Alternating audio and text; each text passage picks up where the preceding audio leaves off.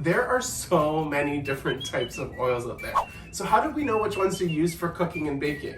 Well, if you're as confused as I was, this is a 101 on oils, so keep watching. I'll share everything you need to know. Oil share? Oil? No?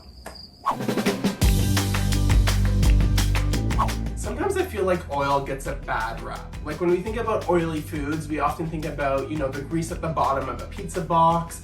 We think of deep fried foods, or cheeseburgers, or, sorry. But used in the right way, in the right amounts, certain oils can add so much flavor to your meals without busting through your Smart Points budget. Plus, oils are actually essential for proper body and brain function, and certain oils actually help us absorb vitamins. So, don't fear oils.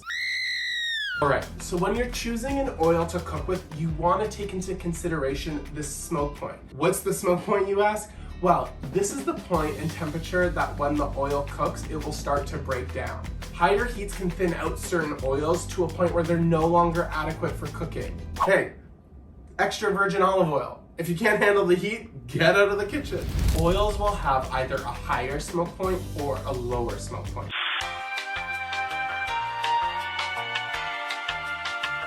Hold on, will you need to remember any of that? Probably not. Remember, this is a beginner's guide. But having a basic knowledge of smoke points in your back pocket is a useful tool to have, especially when you're deciding what foods you're gonna be cooking, how you're gonna be cooking them, and how hot it's gonna be getting up in here. Let me explain. For higher heat cooking, for example, stir frying, searing, browning, baking, cooking in the oven, you can try canola oil or vegetable oil, which are very popular go-tos.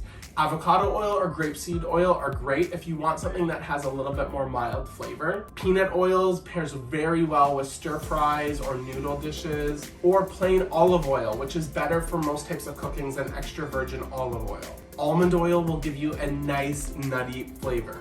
Or sunflower oil if you want something a little bit more light and flavorless. For low to medium heat cooking, for example, sauces, low heat baking, coconut oil. There's also sesame oil, which is also great for that nutty flavor and pairs well with Asian style cuisines, and extra virgin olive oil, which is rich, tangy, and high in antioxidants.